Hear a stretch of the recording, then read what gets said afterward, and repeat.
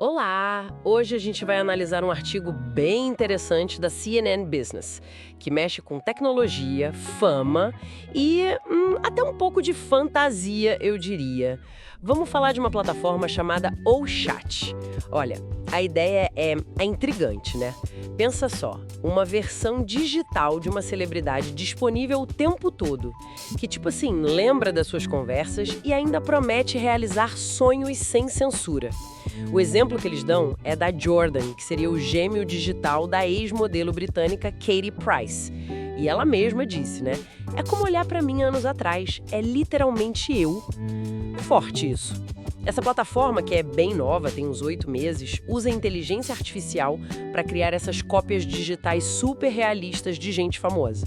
Então, vamos tentar entender isso melhor. Como é que isso funciona exatamente, na prática mesmo? Exato. E é curioso como o CEO da OChat, o Nick Young, descreve a coisa toda. Ele fala que é tipo um filho do OnlyFans com o OpenAI. Nossa, que mistura. Pois é, mas assim, captura bem a ideia, né? É a monetização daquela interação mais íntima que a gente vê em plataformas de criadores, só que turbinada com IA conversacional de ponta. O objetivo deles é oferecer para o pessoal, ele já tem uns 200 mil usuários, principalmente lá nos Estados Unidos, uma interação bem personalizada, contínua com esses avatares. E o processo para criar um avatar desses é surpreendentemente rápido, tá?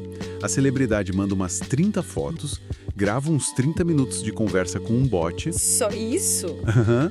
Aí, usando os modelos de linguagem da Meta, a OChat consegue gerar essa réplica em poucas horas. E ela é treinada para imitar a voz, a aparência, até os tiques, os maneirismos da pessoa. Essa Jordan da Kate Price, por exemplo, ela age sozinha, sabe? Pode mandar mensagem de texto com um tom mais sexualizado, mandar áudio, imagem. Entendi a tecnologia, mas... E a grana? Como isso se paga? Imagino que seja por assinatura, né? Como essas outras plataformas. Isso, precisamente. Tem níveis de assinatura. Começa ali nos $5, R$4,99 e pode chegar até quase $30 por mês. E o que muda? O acesso pode ser só texto limitado ou ter áudio e imagem com algum limite, ou então aquela interação VIP, né, sem restrição nenhuma. E o modelo de divisão é bem favorável para o criador, tá? 80% da receita vai para a celebridade. A OChat fica com 20%. Tem outros nomes conhecidos lá, tipo a Carmen Electra. O CEO, Nick Young, bate muito nessa tecla da renda passiva limitada. Essa parte da renda passiva ilimitada deve brilhar os olhos de muito criador, né? Mas aí a gente entra numa área mais cinzenta, digamos. Quais são as questões éticas que isso levanta? Porque ele levanta, né? Ah, com certeza. Esse é o ponto crucial, eu acho. E o que é fascinante é a profundidade das perguntas que surgem. A Sandra Wachter, lá de Oxford, por exemplo, ela questiona se é bom para a sociedade a gente ficar incentivando e ganhando dinheiro com interação humano-computador que só finge ter emoção. É uma simulação, no fim das contas. Exato. O Toby Walsh, da Austrália, chama isso de teatro algorítmico. É uma ilusão bem feita de um relacionamento que tem troca, que tem reciprocidade, mas que na verdade não tem nada disso, é unilateral. E as preocupações vão além, sabe?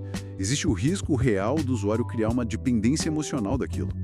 A gente já viu isso acontecer com outras IAs de conversa. Sim, já saiu notícia sobre isso. Pois é, e a Eleanor Drage, de Cambridge, alerta para outra coisa. O risco de explorar a própria pessoa real por trás daquele avatar. E para os famosos, né, como lembra o Raymond Schalk, tem um risco para a reputação. Imagina se o avatar é hackeado ou se começa a alucinar, a gerar conteúdo que não devia. É um problemão.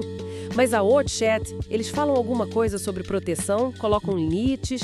Como eles respondem a isso? Olha, eles afirmam que tem salvaguardas. Dizem que se inspiraram nas políticas da Meta e que fazem acordos com os criadores para definir o que pode e o que não pode.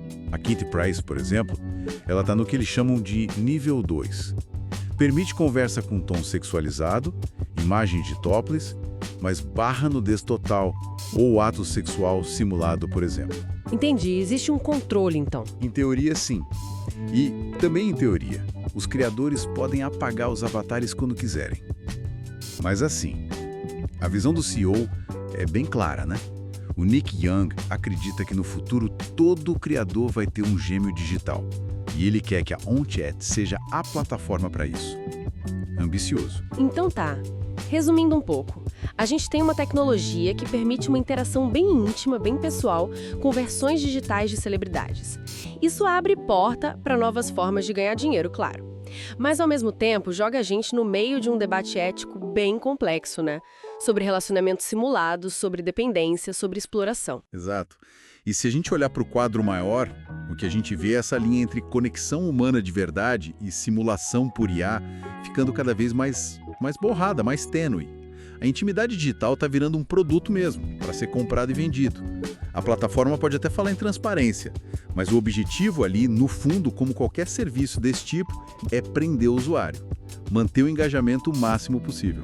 Fica aí a reflexão, né? O que acontece quando essas simulações ficarem mas tão boas que a diferença entre o avatar e a pessoa real meio que some na cabeça de quem está usando? Quais podem ser os efeitos disso a longo prazo, de criar laços, mesmo que simulados, com algoritmos, né? Algoritmos feitos para cativar a gente é algo para a gente pensar com certeza.